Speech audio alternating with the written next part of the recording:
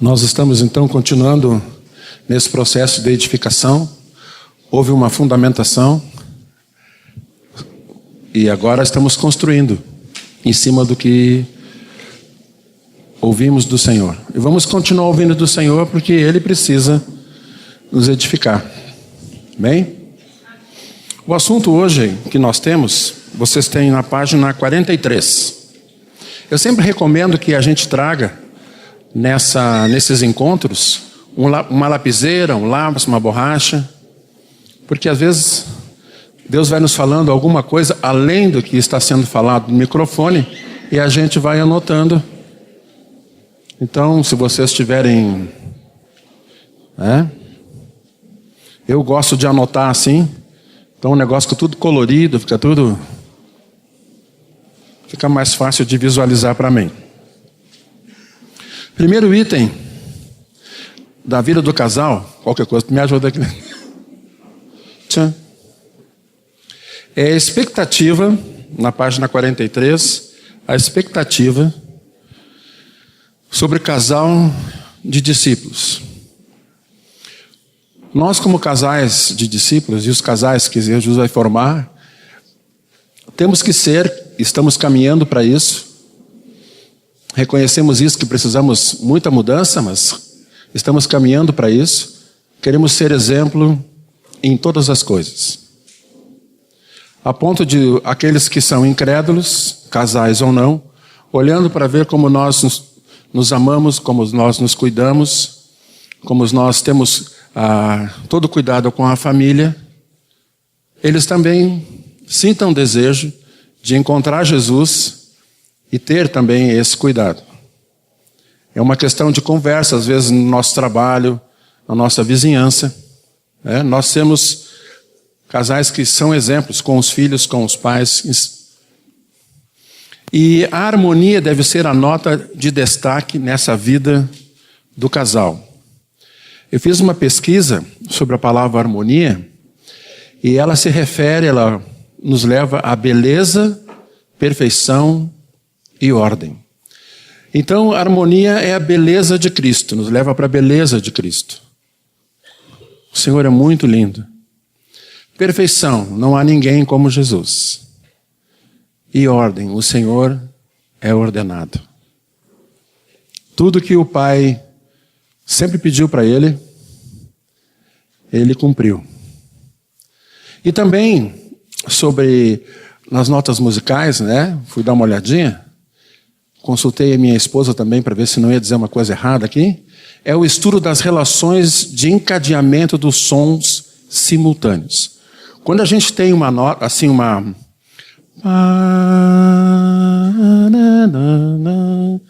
melodia, mas, pena que não tem teclado aqui, mas a gente pode fazer duas notas. Se essas notas elas estão juntas, são emitidas juntas, pode ser mais de duas notas, tá? Elas têm que ter uma harmonia, elas seguem uma harmonia. Esse encadeamento de duas notas, E eu pensei ali, são relações de sons simultâneos. Nós, diante do Senhor, nós somos pessoas, casais, viemos de diferentes famílias, viemos de diferentes históricos, mas nós estamos todos diante do Senhor. Somos unidos pelo Senhor, nós somos salvos pelo Senhor, o Espírito Santo habita em nós, somos novas criaturas em Cristo Jesus, mas nós somos diferentes. Não só homem e mulher, nós somos diferentes. Algumas coisas para um é muito importante, para outro não é tão importante. Ao longo da história da vida a gente vai aprendendo a ter a mesma importância. Mas principalmente no começo, são coisas assim diferentes. Então nós precisamos, como sons, que somos diferentes, podiam pensar assim, simultâneos, estamos caminhando agora junto com o Senhor, nós temos que ter harmonia. Uma nota para o lado de lá e uma nota para o lado de cá. Nilson falava até sobre isso nesse final de semana para nós, quando nós tocarmos, temos que tocar harmonicamente aqui. Imagina se cada músico toca o que quer aqui. nós como congregação não vamos conseguir adorar o Senhor. Vamos sair correndo. Então, a harmonia, essa vida junta, dirigida pelo Espírito Santo, é a que nós temos que ter como casais. Uma sugestão de camiseta aí para quem quiser fazer, né? O assunto de menino e menina, marido e mulher, o assunto é comunicação. Comunicação. A boa comunicação no casamento. Comunicar-se tem tudo a ver com amor. É partilhar com gestos e palavras nossa vida em toda a plenitude. Comunicação, nós vamos ter aqui uma ênfase sobre o que falar. Mas comunicação não é só falar. Comunicação também pode ser pelo olhar. Né? Vou falar com os maridos aqui, né? Nós conhecemos o olhar da nossa esposa. Então, quando ela olha assim, de uma maneira, nós sabemos. Tudo bem, está tranquilo. O ambiente em casa está tranquilo. A gente chega em casa, quando ela nos olha assim, alguma coisa houve. Não sei o que é. Vou chegar um pouco mais devagar. E quando ela regala os olhos, não sei, né? Cada um tem a sua esposa. Quando ela regala os olhos, a minha esposa, onde é que ela está? Está aí? Não. Ela falou que ia ajudar. Tá lá, do lado da Neila. Quando os olhos dela estão acinzentados, os olhos dela são azuis, estão acinzentados, ela está muito preocupada. Então é uma combinação, né, de fatores, não só de falar. Em Gênesis, esse 3:8, esse texto que nós temos na nossa apostila, fala que ouviram a voz do Senhor Deus que andava no jardim da viração do dia. Aqui, gesto. O que Deus fez com esse casal? Além de os criar, Deus preparou toda aquela estrutura maravilhosa. Éden quer dizer lugar de delícias. Então, tudo preparado. O Pai, o Filho e o Espírito Santo, eles tiveram um gesto de amor em criar-nos para eles. E eles criaram um ambiente para nós. E a voz, eles falaram, Deus falou uma série de coisas, né? Mas ele falava na viração do dia com o homem e a mulher. Isso dá para nós uma coisa importante como casais. Nós temos que ter gestos de amor para uma boa comunicação no casamento e boas palavras por uma boa comunicação no casamento. E esse texto que nós temos também, a graça do Senhor Jesus Cristo e o amor de Deus e a comunhão do Espírito Santo seja com todos vós. Todos nós recebemos graça do Senhor para ter uma boa comunicação com o nosso cônjuge. Todos nós recebemos. O Espírito Santo está conosco, nós temos comunhão com Ele. Nós temos o amor de Deus em nós. Então nós podemos expressar e falar com muito amor. Tem alguns que falam bastante, né? Tem aquele cônjuge que fala bastante. Tem aquele cônjuge que é mais quieto. Então nós temos que aprender no Senhor, né? Aquele mais quieto aprender a falar. E aquele que fala muito, dá uma travadinha para que aquele que fale pouco também possa falar. Bem, queridos, é uma coisa bem simples, né? Mas é uma coisa fundamental, porque às vezes fala. Chega em casa, o marido vem e conta. A esposa quer falar alguma coisa, o marido... Ou então, ao contrário, né? O marido chega em casa, quer conversar com ela. Como é que foi o dia? Bom, e ela começa... Né?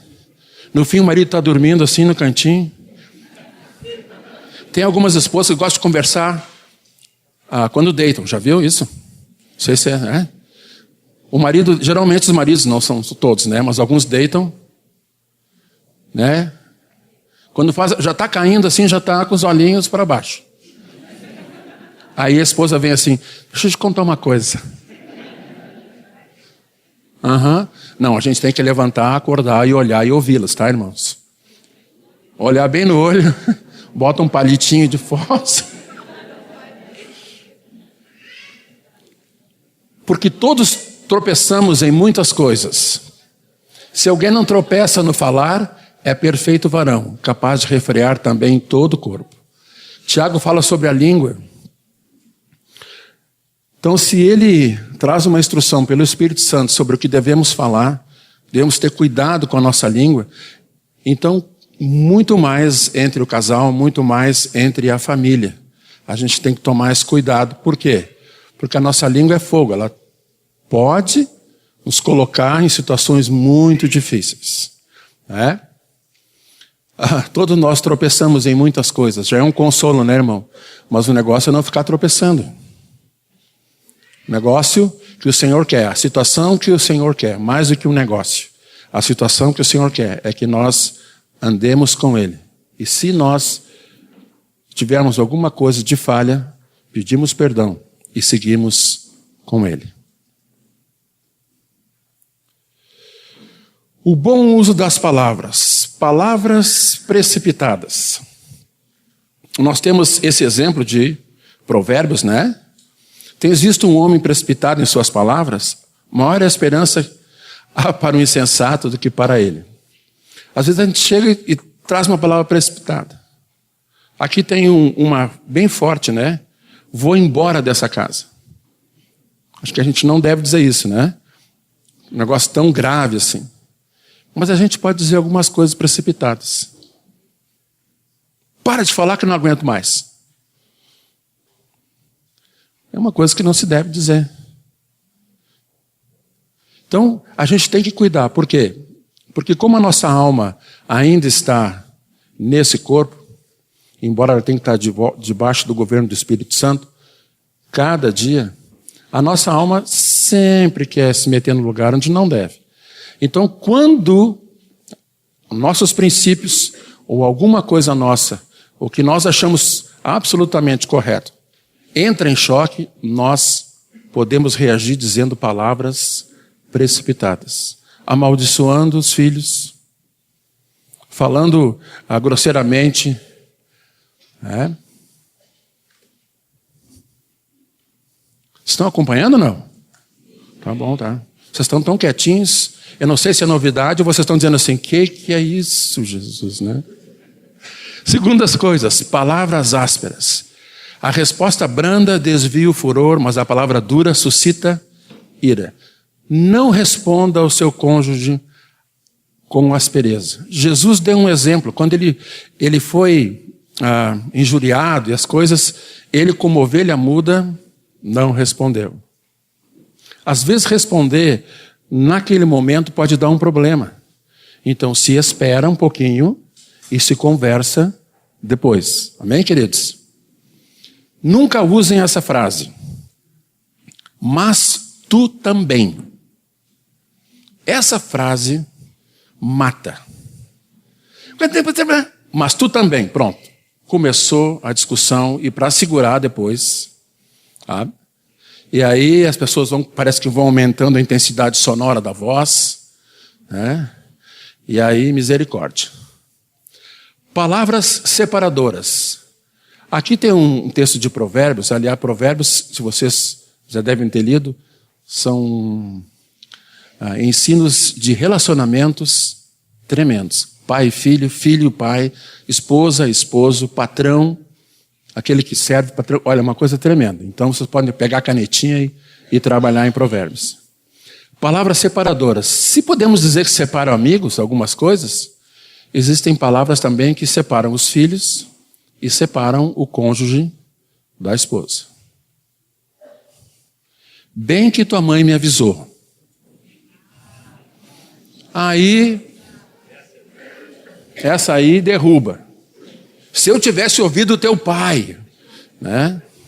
Teu pai me chamou num canto e disse, olha, ele é difícil, tu tá levando um presente, mas ele tem um temperamento, olha, mas ele é discípulo, né? Tem que ser mais discípulo ainda, né? Ou vocês não têm temperamentos? Tem? Não tem, tá bom. Então vocês podem pular essas coisas. Palavras que não convêm. Palavras vãs.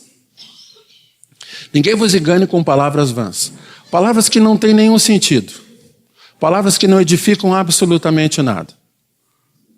Não são palavras, às vezes, que ofendem, mas são palavras ditas de uma forma totalmente aleatória na vida de um casal. Palavras que não edificam realmente. Expressões que não edificam. A gente às vezes diz para os filhos, né? Vai ter uma situação sobre os filhos mais tarde, mas podemos dizer para os filhos, olha, tu nunca aprendeste nada. Tu não consegue aprender. E aí rebate, tu é igual ao teu pai. Ponto. Aí o pai ouve aquilo, né? Pronto. Na mesa, aquele silêncio, né? Não vai falar nada? Falar o quê? Eu não sei nada, não sei nem falar direito, não foi isso que tu falaste para ele? Né? Aí o filho começa, né? E a esposa falou, não é bem isso que tu falou, não, foi assim que tu falaste, eu ouvi atrás da porta. Bom, já que tu ouviste, eu quero falar mais algumas coisas. Pronto. Palavras vãs, queridos. Eu estou falando de discípulos, tá? Não estou falando de incrédulos. Palavras torpes. Que não são palavras desrespeitosas. Palavras indecentes. Às vezes, isso é muito raro, tá? Mas às vezes sai uma piadinha que não tem nada a ver. Uma piadinha, uma brincadeira que não edifica, que não traz nada de Jesus, que a gente ouviu no trabalho, então a gente reproduz, dá uma risadinha ou a gente leu. Tá? Então palavras indecentes não devem estar na boca nem do homem, nem da mulher. Porque os filhos vão aprender rapidinho. Né? Mas eu me converti depois de casado, e às vezes eu tenho esse hábito. Bom, nós todos temos o Espírito Santo, estamos sendo confrontados com a palavra, e o Espírito Santo é aquele que traz vida para nós. Então, no Espírito, porque somos novas criaturas, nós podemos, por causa do grande amor do Pai, do poder que há no nome de Jesus, na pessoa de Jesus, nós podemos ser transformados. Amém, irmãos? Se a gente não acreditasse que Jesus pudesse nos transformar, nós seríamos muito infelizes. Muito infelizes. Nós somos pessoas em transformação. Amém? Palavras que convêm. Palavras oportunas. Aqui está o Paulo falando para Timóteo, prega, né? Quer seja oportuno ou não. Uma palavra oportuna. Acho que temos um exemplo aqui, né? Você tem sido uma bênção para mim. Se a gente diz pouco isso, quando o esposo ouve isso, por exemplo, o esposo está lá, né, lavando a louça, chega a esposa, tu é uma bênção para mim. Se ela fala seguido isso, ele vai sorrir, vai agradecer. Se ela fala escassamente isso, ele pode pensar assim, o que ela quer. Aí já bota a mão no bolso, estou sem o cartão. Ela não quer nada, ela está só elogiando. Mas ela faz tão pouco que pode ser mal interpretado. A mesma coisa com o esposo. A esposa está lá dando duro e ele chega, eu aprendi na segunda-feira que eu tenho que dizer que minha esposa é uma benção. Chega lá na terça, tu é uma benção. E fica olhando ela assim, tu está falando isso de coração ou porque o Tom falou lá na frente? O que tu acha? Pronto. Palavras inconvenientes.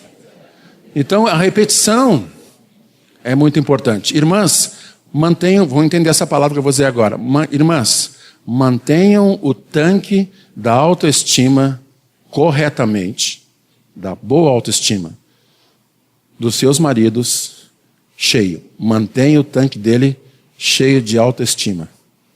Maridos, mantenham o tanque das suas esposas cheio de autoestima. Amém? Não aquela autoestima que eu sou a pessoa e que não preciso de Jesus, não preciso de ninguém. Não. Cheios de amor. São bem estimados. Amém? E os jovens vão aprendendo aí, né? Nessa situação de conversar com seus cônjuges. Palavras adequadas. Provérbios 15, 23 fala, a palavra a seu tempo, quão boa é. nós temos esse item aqui, né? Lhe aconselho a ir por este caminho. Isso é uma palavra adequada ao seu tempo. Às vezes a pessoa está, né, o marido está envolvido com uma série de coisas e a esposa pode pensar assim, como ele é o cabeça, ele recebeu unção para ser cabeça, né, ele vai sozinho, ele não... E o marido está precisando de uma palavra de estímulo, de trazer uma luz, porque a palavra diz que a esposa é auxiliadora idônea. Né? Como diria um pastor que eu ouvi, auxiliadora idônea, e não auxiliadora edona. Né? Essa frase não é minha, então por isso que eu estou repetindo, tá, irmão? Senão não... Então, assim, o marido precisa de um incentivo, às vezes, de uma ajuda. Né? A mesma coisa a esposa. Não, essa parte é com ela sabe o que faz, né? Eu já orientei. Não. Nós temos que ter palavras adequadas. Para o nosso relacionamento dar certo no Senhor, palavras corretas, palavras adequadas, cheias de amor de Jesus. Amém, queridos? Uma boa palavra muda todo um coração. Palavras curadoras. Se tu és sábio no Senhor, as tuas palavras são medicina. Há um texto que fala aqui, né? Me perdoe, eu te perdoo. Eu errei. Eu errei. Para muitos é muito difícil dizer isso. Eu errei. Por quê? Porque nós precisamos, esses que têm dificuldade, precisam se ver do ponto de vista que Jesus vê. Nós somos pessoas altamente necessitadas. E no nosso relacionamento de casamento, pai e filho, nós somos pessoas que necessitamos constantemente da presença, da direção do Espírito Santo. Às vezes a esposa, como parte mais frágil, está numa situação angustiante. E nós chegamos, damos um beijinho assim e dizemos: querida, que alegria é ter casado contigo. Metade daquela situação acabou de se resolver. A mesma coisa com o esposo está debruçado sobre o orçamento. E vem para lá, e vem para cá, e ora, e abre o texto bíblico, e vem para lá, vem para cá. Aí a esposa senta do ladinho dele e traz uma palavra de medicina. Querido, tu quer um copo de chá? Posso sentar do teu lado? Quero orar contigo, quero conversar contigo. Tu sempre fosse um bom administrador. Não vai ser agora que tu vai ser um mau administrador. Essa palavra, olha, faz o irmão achar dinheiro na planilha. Impressionante. Boas palavras, palavras curadoras. Em relação aos filhos, nossos filhos às vezes são afrontados na escola, queridos, e eles vêm tão pesados em casa. Acolhê-los, amá-los, ouvi-los, sempre há oportunidade para isso. Palavras agradáveis, olha o que fala Provérbios. E a doçura no falar aumenta o saber. Palavras agradáveis são como favo de mel, doce para a alma e medicina para o corpo. Palavras agradáveis. Você é importante para mim por quê? Só és importante para mim, né? Não precisa dizer muita coisa, só és importante para mim porque tu és o que tu és. Tu me escolheste e eu te escolhi. Tu és importante para mim. Que palavra, né, amados? Agradáveis. Nós somos bombardeados, nossos colegas de trabalho, de tantas coisas ruins que falam para os cônjuges. Esses dias eu estava falando com o irmão, e o irmão, a mesa dele fica do lado do balcão do cafezinho. Então ele está trabalhando, aí no intervalo, alguns colegas vêm, são intervalos escalonados, aí os colegas vêm. Ele compartilhava conosco ontem, né, das tristezas que ele ouvia. Então nós estamos nesse meio, nós não podemos nos contaminar. Então nós temos que chegar em casa com esse coração: Senhor, eu continuo santo, continuo diferente, Eu sou teu, Senhor, eu tenho palavras agradáveis no meu coração para dizer para minha esposa, para o meu filho, para minha filha e para o meu marido. Palavras edificantes. Não saia da vossa boca nenhuma palavra ruim, mas só que for boa para edificação, conforme a necessidade. E assim transmita graça aos que ouvem.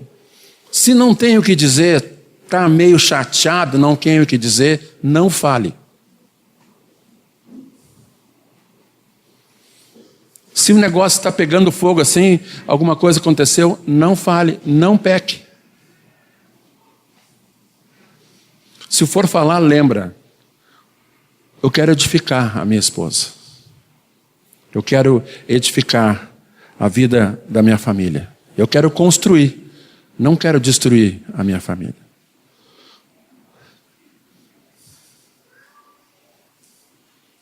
Bom, esse item que está na página 45, a importância da oração a dois. A importância da oração, todos nós sabemos. E nós também sabemos da importância de orarmos juntos com a nossa esposa. Onde estiverem 2 ou 3 reunidos em meu nome, ali estou, ou ali eu sou, no meio deles. Essa é a primeira unidade. A gente pensa nos irmãos e não está errado. Mas a primeira unidade qual é? Marido e mulher. Quando houver concordância, às vezes Carmela e eu, nós orávamos pela mesma coisa, mas a gente não orava junto, ao mesmo tempo. Parece uma coisa simples, tá? Mas não é. Nós precisamos orar individualmente, sobre os mesmos assuntos, glória a Deus por isso. Mas quando nós juntamos, e sempre há uma oposição para isso, sempre há uma oposição, porque quando os 2 ou 3 estão reunidos, o Senhor ouve de uma forma diferente, porque Ele está no meio. Então, não se deixe levar por qualquer coisa. Eu preciso orar com a minha esposa. Se eu não tenho esse hábito, se eu não tenho esse hábito, eu posso começar a criar esse hábito hoje.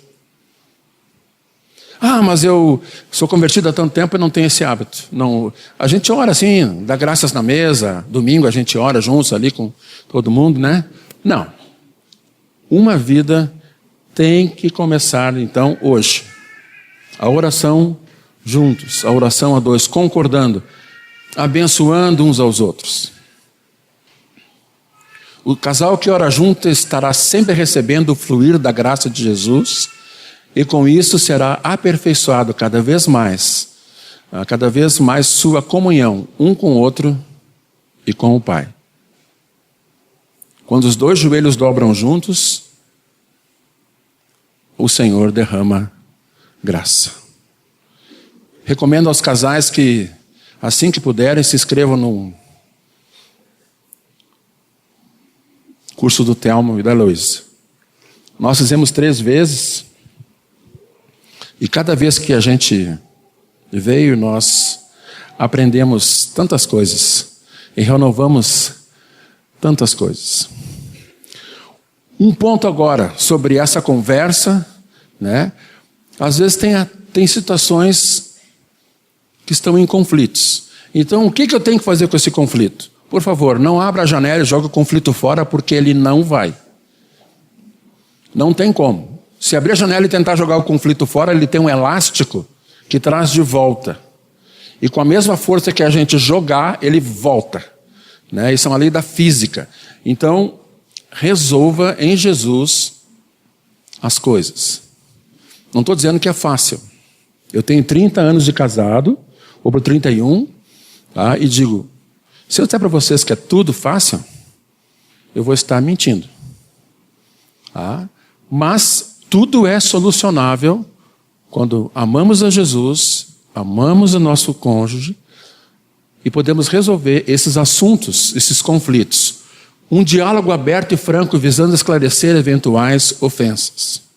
Senta e ouve. Não prepara a raquete para rebater.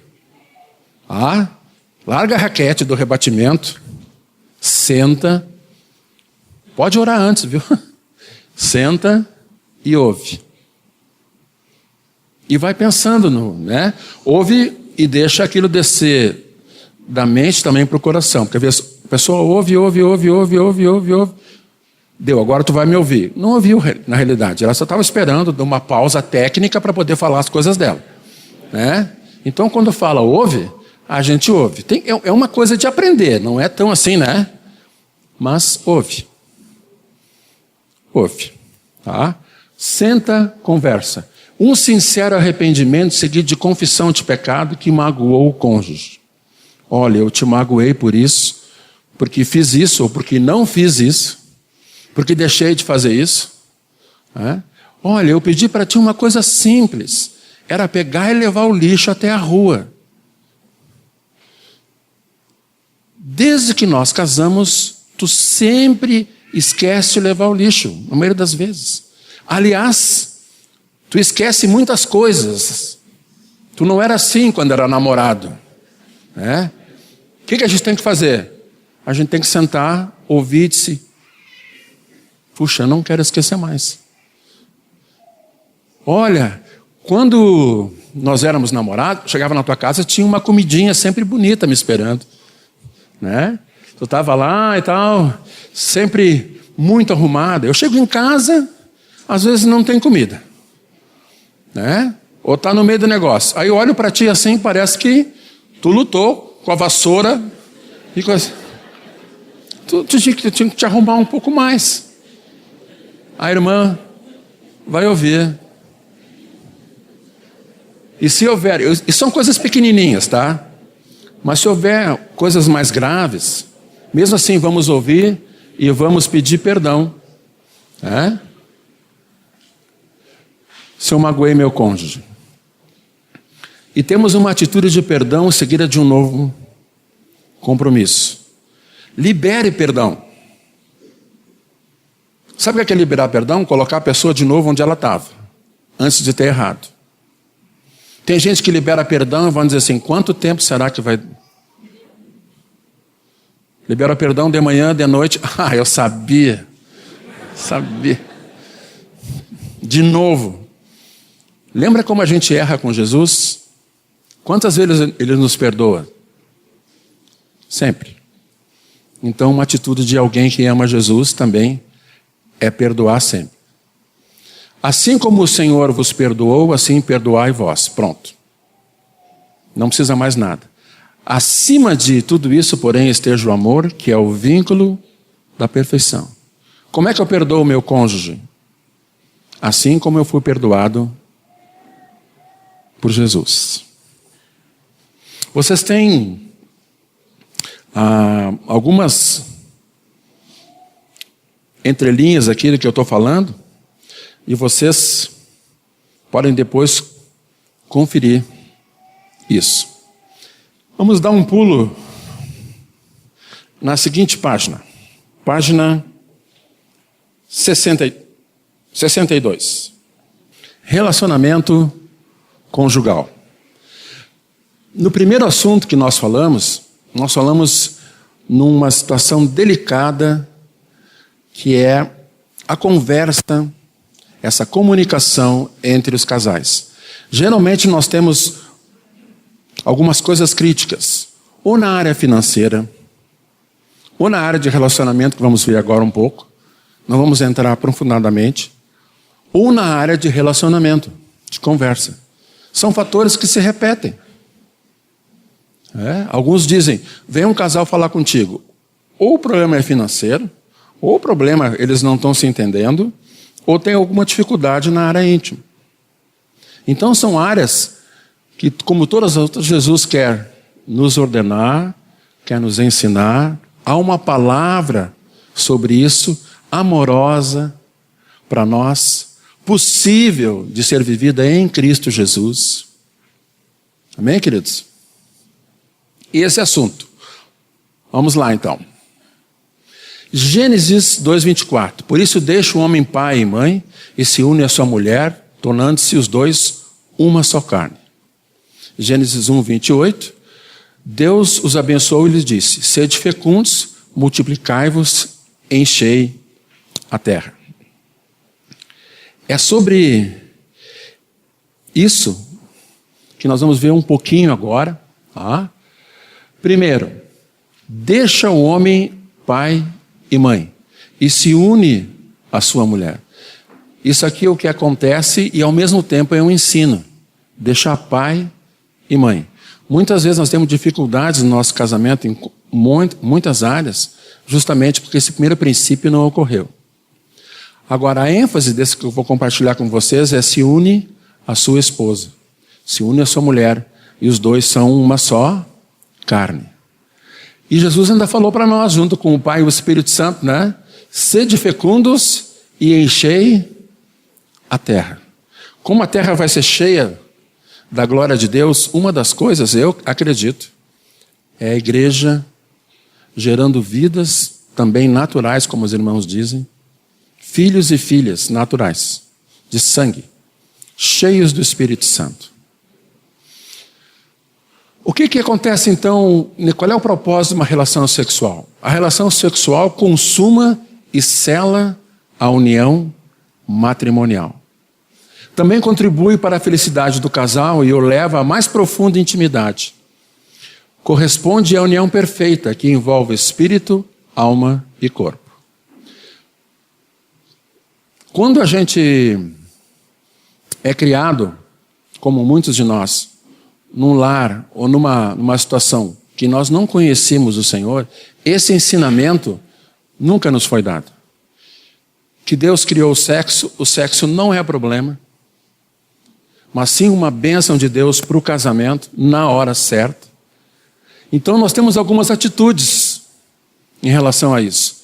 Nós sentimos vergonha de falar. Não é um assunto que a gente deve, abrir assim no sentido de botar no ventilador, com temor com qualquer assunto. Mas nós sentimos vergonha de falar às vezes, um com o outro. Ou buscar ajuda nessa área. Nós buscamos ajuda na área financeira, buscamos ajuda na área do relacionamento. Nessa área parece que a gente não... cada um tem que se virar como pode. Não, nós temos o Espírito Santo, temos uma orientação do Espírito Santo, o poder do Espírito Santo na nossa vida, e temos irmãos que podem nos ajudar também nesta área. O que está fora da vontade de Deus quanto ao relacionamento sexual? Queridos, nós não podemos ter uma atitude egoísta. No ato sexual, o cônjuge aprende a satisfazer ao outro e não somente a si mesmo. Deve sempre existir consideração e respeito. Não se deve pensar, porque sou casado, há uma liberação de todas as coisas. Uma vez, Carmela e eu fomos ministrar numa congregação e havia um casal recém-convertido, muito queridos eles eram. E eles tinham sido dançarinos de boate, de striptease, os dois.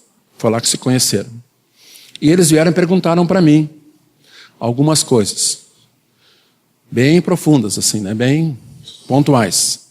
Eu falei assim, procura o teu pastor, senta com ele e conversa com ele. Nós fomos ministrar justamente sobre o casamento.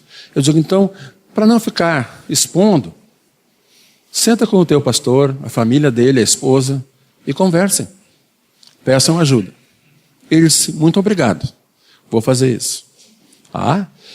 Por quê? Essa é uma atitude que às vezes a gente não percebe, precisa de um auxílio. Nós não podemos ser egoístas em nada. E aqui também, às vezes o irmão está cansado, a irmã está cansada,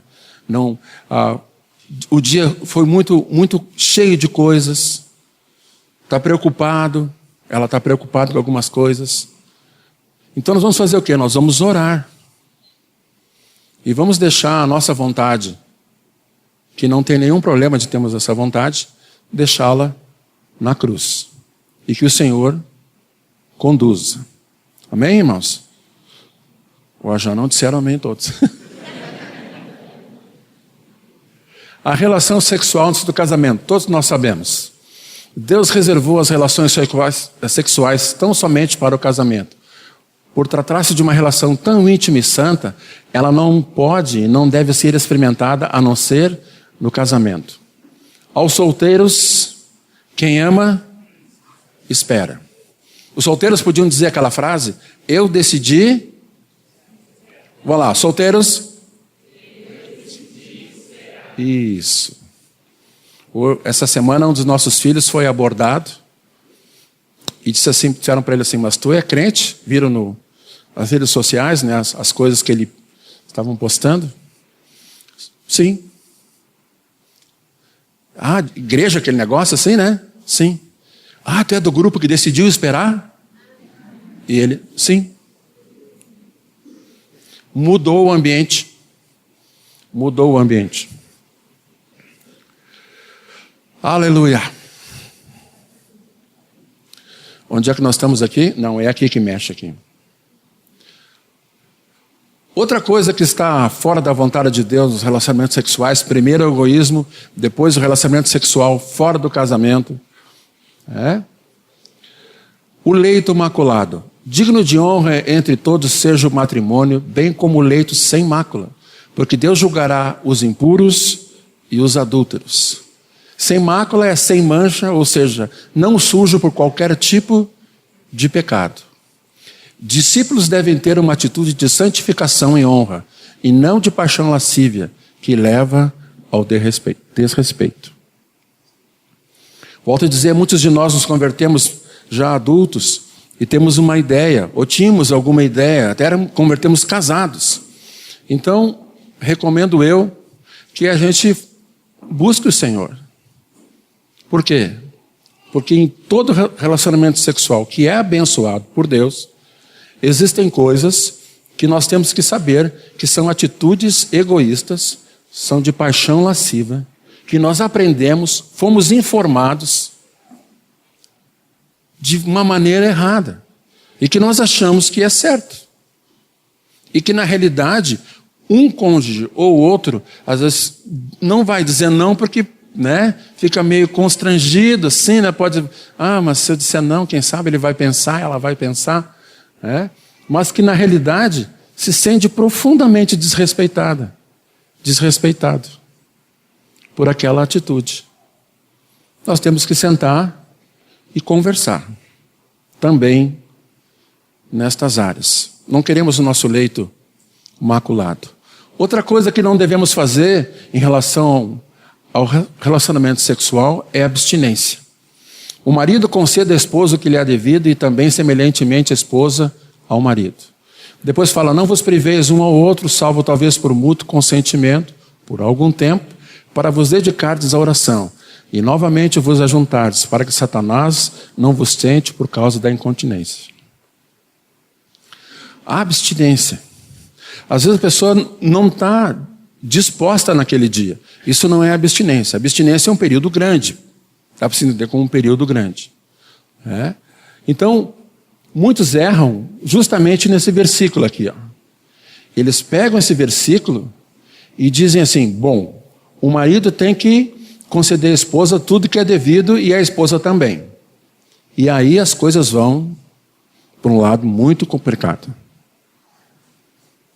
beirando o desrespeito. Não é assim. Não sei se estou chegando claro no coração de vocês, mas o relacionamento sexual que é bênção é um relacionamento de respeito. Muita satisfação, mas de respeito, de temor, porque Deus criou o sexo. Então, se Ele criou, Ele tem uma orientação para isso. Não que aprendemos no mundo, não que ouvimos no mundo, mas segundo as Escrituras: respeito, amor, consideração. Ali eu vou voltar só um pouquinho, que eu me lembrei de uma coisa aqui. Às vezes, não se fala em adultério, nada disso, né? Mas muitas coisas complicam o relacionamento sexual e sujam o leito, que não deve ser maculado, pelo que vemos. Jesus disse assim: se alguém olhar para uma mulher com intenção impura, seu coração já adulterou com ela. Então nós temos que cuidar o quê? O nosso olhar, homem e mulher. Lembra como a Eva caiu? O que ela fez para a árvore lá do conhecimento do bem e do mal? Ela não fechou os olhos e foi apalpando. Ah, a árvore aqui, ó, que fruto. Não, ela olhou, o fruto era desejável, legal para dar entendimento. Então, o nosso olhar tem que ser sempre um olhar guardado no Senhor. Porque nós podemos macular o nosso leito achando que tudo é permitido porque nós somos casados. Na página 65. Mas vamos terminar essa parte antes do intervalo. Eu quero que vocês acompanhem essa leitura com o coração como vocês estão, um coração desejoso de seguir o Senhor. O casamento é comparado à união íntima de Jesus que Jesus tem com a sua própria igreja. E é por esse motivo que Satanás tenta estragar a vida íntima do casal. Mas Cristo está no nosso meio para enriquecer e edificar-nos, tornando o nosso leito nupcial uma fonte de alegria, bênção e plenitude que Deus sempre quis que fosse. Os padrões da palavra são bem elevados para os discípulos de Cristo e começam com uma atitude correta no coração. Cada casal cheio do Espírito Santo terá o discernimento e a orientação de Deus para sempre agradá-lo nesta área, como em todas as outras. Eu quero destacar a primeira frase. O casamento é comparado à união íntima que Jesus tem com sua própria igreja. Se nós tivermos isso no coração e na nossa mente, nós vamos andar em santidade e pureza. E por andarmos assim, nós vamos receber de Deus bênção e usufruir tudo que Ele tem de bênção para nós, nessa área também do nosso casamento. Senhor, nós te agradecemos porque Tu foste o Criador do homem e da mulher. Disseste, Senhor, para crescer, Senhor, e se multiplicar, encher a terra, Senhor. Não fizeste só a união íntima para uma procriação, mas fizesse também, Senhor, para a satisfação, Senhor, de homem e de mulher. Mas nós queremos em tudo que vimos, Senhor, nessa comunicação, nessa parte de relacionamento sexual, nós queremos, Senhor, ter isso no coração. Que esse relacionamento, Senhor, essa vivência deve refletir aquilo que Tu tens com a Tua igreja. Ó Senhor, que bom que Teu Espírito Santo habita em nós. Que bom que podemos nos expor à Tua palavra. Que bom que há perdão para os nossos pecados, Senhor. Nós queremos andar todos em santidade, Senhor. Nós oramos juntos com o coração agradecido, Senhor, e constrangido por tanto amor. Oramos, Paizinho, em nome de Jesus. Amém.